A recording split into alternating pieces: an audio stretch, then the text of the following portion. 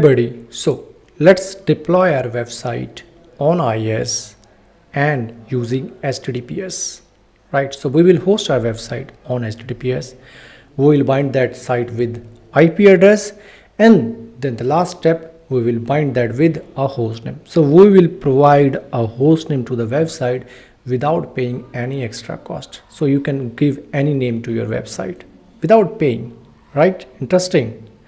Okay, so let's go ahead and take a look. So over here, the website that you see, it is currently hosted on localhost, right? That is why you don't see over here some sort of, HTTPS, and there is no warning for, either the cross icon or anything about the self-signed certificate or certificate, right? It is just showing the I information icon. Okay, now, but whether if you look at this one, this is which is ChatGPT that I have opened. So over here you see it is saying HTTPS and this lock icon is there. But if you look at our site, it is not saying the same thing. Okay, now let's go to the IIS and bind our site on HTTPS. Okay, so first thing, this is the website that you are viewing on a browser. Okay, so what do we have to do? We have to bind a certificate, right? So let's go there, and first step, you need a certificate, right? So what you have to do, go to over here your server name, right? Now over here you will go and see something called server certificates. Double click there and you will see some of the certificate which is by default provided by Windows, right, to the IIS. So what we will do, if you have any certificate, right, which was provided by some central information, some central authority, right, for which you have paid, you can go and you can say import, and you can provide any PFX file for the certificate, right? If you don't have, remember, for this you have to pay. But if you already have, if you're working on some client project and they have provided you the certificate, then import that certificate from here. Every certificate should have password, so provide that password and say okay, and you are done. If you don't have, so what you can do, still you wanted to secure your website with your own certificate without paying any extra cost. So what you have to do, over here there should be option called, here you see, create self-signed certificate, right? Click there and give any friendly name, right? So I will say code with, right, code with, come on, Parveen, code with Parveen Yadav. Okay, so I'm saying this is my personal, either you can choose web hosting or personal. So since I'm creating my self certificate, I will go for personal and say okay, and you have that certificate now. Right now, go to your website, go to your bindings. By default there is a one already binding which is with HTTP. Now you need one more, so click on add, right? Instead of HTTP, go for HTTPS, right? And port, let's choose by default port which is 443, right? And certificate, you need to pass a certificate, so I have one certificate. Say okay, right? Close it and let's restart this site one time. Okay, you know what, better to restart on the server level. The reason is you have created a new certificate, so I don't want that you face any other error. Now let's see if how it works. So the best way to do it, click on browse 443. So it is saying HTTPS, right? So something is working. Now you see the self-signed certificate, that is why you see your connection is not private, and you see some sort of security message, right, warning message, and that indicates, that means the certificate that is used for this website is not from any third party allowed. Okay, that's fine. Let's go ahead, advance, and I can't see anything here, right? And over here, oh, there is no option to go proceed. Okay, that is fine. So let's see if it works. If I say Swagger, and let's see how it behaves. It's still not working, right? So normally there is an option, right, that proceed. I wanted to proceed, so that means there is some setting missing. So let's go there, because our site is currently binded with localhost, right? So if you look at the bindings, it is currently pointing to localhost. When you say unassigned, that means a localhost, right? So now you have two options, either bind it with the IP address and also provide the host name, right? Since host name is not that straightforward, so let's go with the IP address. One easy step first, right? Step by step. So IP address, port is same, default, you can change if you want, right? Same certificate, everything is same. Press OK, say close, restart your website, and then you see browse now 192 your IP address. Browse it, and now let's see if it works. Okay, the same page. Okay, what I will do, I will copy this and paste it over here, my Swagger page. Okay, Swagger page load completely fine. Now, the point that you need to keep in mind when you are using self-signed certificate, definitely it is free. It is under your full control, right? You don't have to pay anything. But again, when you go with your self-signed certificate, you would see, user will see actually message like this, not secure. So self-signed certificates are not good for, where your application is involved in like banking transactions, right? People are not going to trust that site. Okay, so if you wanted to if you wanted your site something like this, like ChatGPT, we have this secure, that green icon, you need to buy the certificate, your PFX files, right, from the cloud services or third-party services.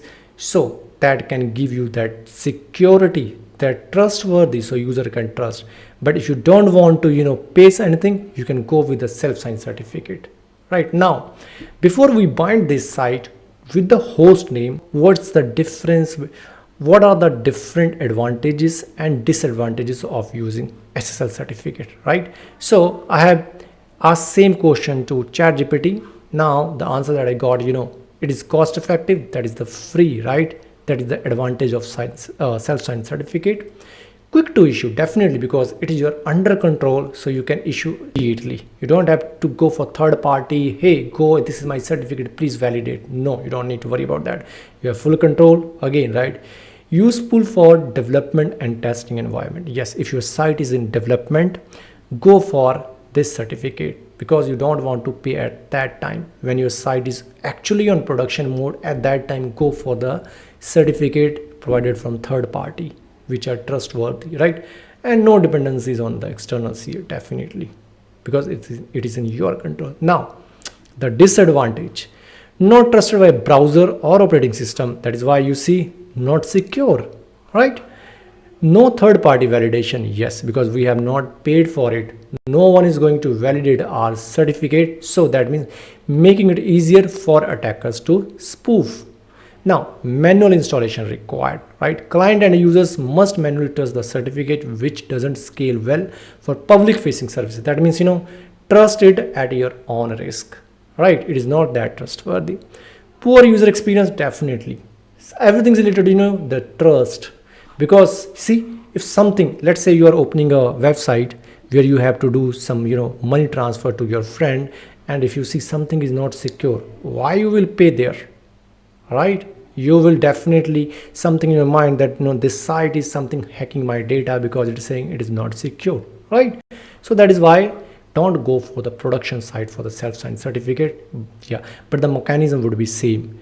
You have to go to IIS if you want to bind, if you wanted to bind something on the certificate, import that and use it, right? Okay, now let's bind our site on a host name. How to do that? Okay, so for that, what we have to do, go to your binding again, right? And let's say HTTPS, I want to go for edit, right? Now over here you see the host name, right? So over here you can put any host name. So let's say I'm saying my site is, let's say this is code with Parveen Yadav, right? And then say everything is same. Let's say okay, close it, right? Restart one time, and now let's see. You see, here you go. First is HTTP, just localhost. Second is with your IP address, which is hosted on this IP address. Sorry, the second is with your host name that you have given. You can give any host name on this IP address. Now if I say browse, it is not working. So let's try this one, paste it here, and now let's see if it works. or not, it won't work. The reason is this is not pretty straightforward. Okay, now how to configure that? So there is a one setting that is required for to make it, to work on your host name. So what you have to do, go here and ask ChatGPT host.config file, come on, in Windows, right? So this is the file that you need. So I'm saying signing logout, here you go, right? So this is the path that you need. So I will go on the same path, right? So you are under C, Windows, System32, drivers, etc. and you have the host file, right? So you need to change that host file, right? So what I will do, I will open that in Notepad and change anything. Okay, so I have that host file now here. So let's go to IIS. Again, I will go to binding. I will go to edit. This is my IP address, right? I have to bind this IP address. Come on, not this. I have to copy this IP address, go to my host file, press enter, paste it here, and then put the host name here, right? So it needs to register in your host file. Now paste it here, save it, and cancel, close. Let's restart on the safer side. Now browse it. Here you go. Asking for continue. Okay, I know I'm unsafe, right? So now let's go for this one. Okay, here you go. See one thing. Now it is working with the host name. Before you had an error, right? Can't reach this page. But now this time, this is saying the page can't be found. The reason is we have not hosted any page by default. We have to every time say swagger and then index.html. Here you go. And now let's see. Your site is hosted on HTTPS with a host name, though it is not secure, right? So remember, you have to just provide one configuration under your host file, which you can find easily in your C, Windows System 32 driver, etc., right? And just configure the IP address and then host name, and that's it, and you are done. Okay, that's all for today's video. I will see you in the next video.